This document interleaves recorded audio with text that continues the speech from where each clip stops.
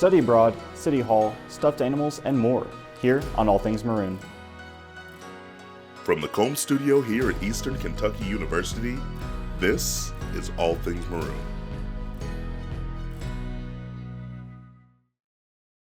Today we open with a unique opportunity for students of EKU to further their education and cultural awareness overseas. We go to the Knoll Studio in the Crabb Library for the story. This is Alex Johnson with All Things Maroon. Today we are speaking with Professor Kimmel about the Study Abroad program. I teach in the School of Communication at Eastern Kentucky University, and I am involved with the Cooperative Center for Study Abroad as a faculty member, program administrator, and board member. The first thing I would advise them to do is go straight to the Education Abroad office in the library atrium. They are wonderful over there. They are such a helpful staff, and the student can just tell them their interests, their budget, and the Study Abroad office can make it happen. Well, one I'm aware of is the London Midsummer program that I am a program administrator for, and we will be leaving mid-June for 2 weeks in London, and applications are currently open for that program. There are also other programs running through CCSA in Ireland and later on that same summer in London. Generally speaking, a 2-week program will run around $3,000 plus airfare. CCSA and other consortiums offer scholarships.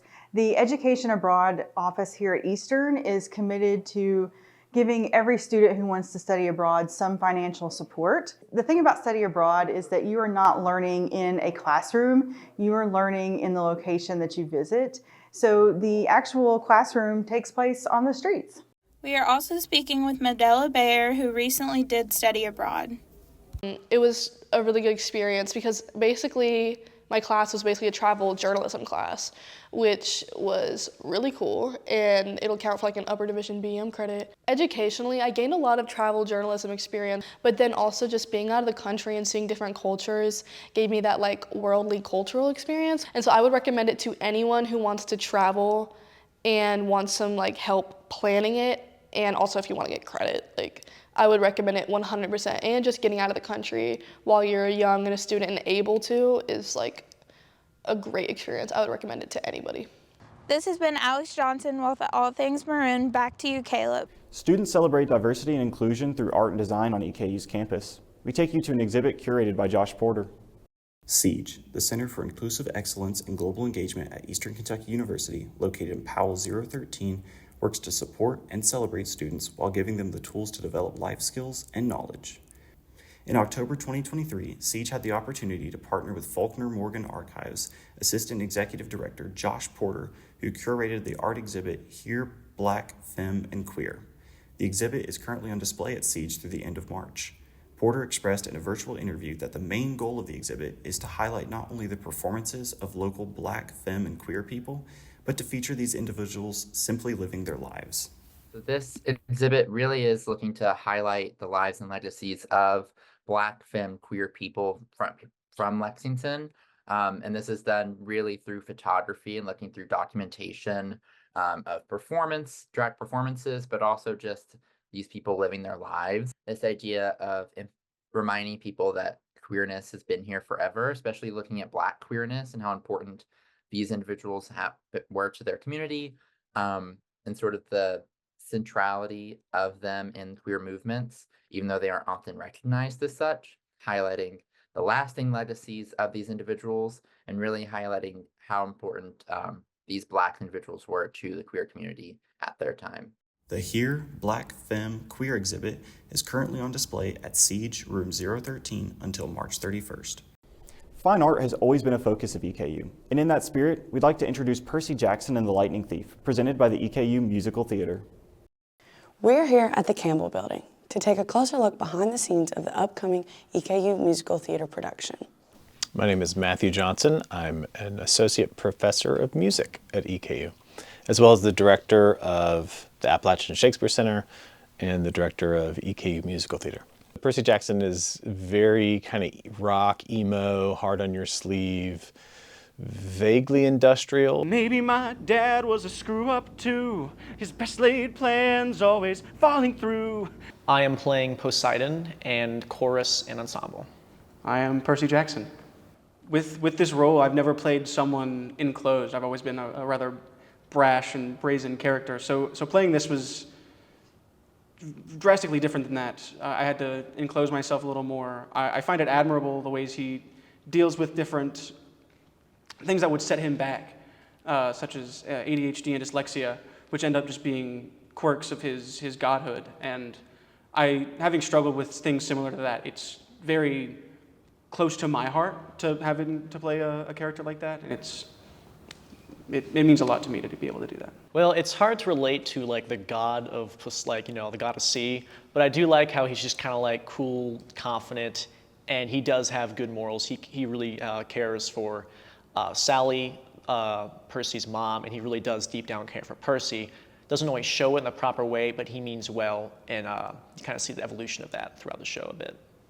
It's a play largely about, wrestling with who your parents are and the issues that the kids have with that. That's pretty universal. Yeah, I mean, as a middle-aged man, we still have all those same issues that we're wrestling with. I think we should get as many people who are willing to come out. It's a super fun show. We've all had a great time putting it together. We've tried super hard to make it as good as we can for you guys. Production would take place here in the Campbell Building inside the Gifford Theater, February 28th through March 2nd. Students get a discounted ticket price of $10 and $15 for non-students. So go ahead, grab them now. Back to you, Caleb. Thank you, Ren. In the Powell Building, there's a hidden gem that we believe all students should know about. First opened in 2014 as an effort by the Office of Student Life and First Year Experience, the Colonel's Cupboard has sought to help students who struggle with food insecurity. According to Public Source, 1 in 3 students are afflicted by food insecurity nationwide. Michael Collins spoke with Riz Stover, a Colonel's Cupboard education specialist.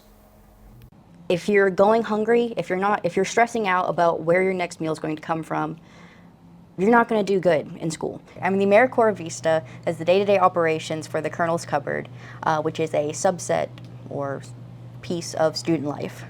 We have our fresh and frozen selection, which we try to keep things like yogurt, milk, eggs, butter, as well as things like frozen pizzas, pizza rolls, microwavable dinners. The Colonel's Cupboard offers clothing, toiletries, and other materials to help students. Resources are provided through donations and partnerships. Whatever you can think of, we probably have it. We always have every semester donations and citations through parking and all that. You bring in a couple of donations and they waive your parking fees. We have walk-in hours, and we also offer appointments because you know that sometimes coming to a food pantry can be a sensitive topic or sensitive situation for students. So we offer private appointments as well. The more people that come here, the more that we can say we are a necessary resource and we can get more support from everybody. If you or a friend are experiencing resource insecurity, the Colonel's Cupboard can help. Walk-in and appointment hours are offered and can be found on eku.edu/community-service/Colonel's Cupboard. Readings from the book Footprints, Traces of Black History in Richmond were shared at Richmond City Hall. The book was sponsored by Richmond Tourism in partnership with the City of Richmond and the Madison County Historical Society. This is Alexandria Whitaker for All Things Maroon, currently reporting from outside City Hall. Richmond City Hall, Richmond Tourism, and Madison County Historical Society unveiled Footprints, Traces of Black History in Richmond, Kentucky last Thursday. Many of the collaborators attended the presentation, including the Richmond Mayor, Robert Blythe. Mayor Blythe spoke about the importance of learning about the local Black history of Richmond. If those of us who know these things or who know where to find these things don't say something, those wonderful things will be lost. During the presentation, audience members heard from the Madison Central's Ben Nichols and his students. Nichols personally selected the presented excerpt dissecting Richmond's rich African-American society throughout history. It's recognizing stories that haven't been told. The more stories we tell, the more we understand who we are. We got to speak to local historian at Madison County Historical Society, Sharon Mitchell, who was pivotal to the research behind the material. She echoed the same message. When you think about buildings that are gone and nobody knows to tell the story, you just don't see a lot of the history in the books.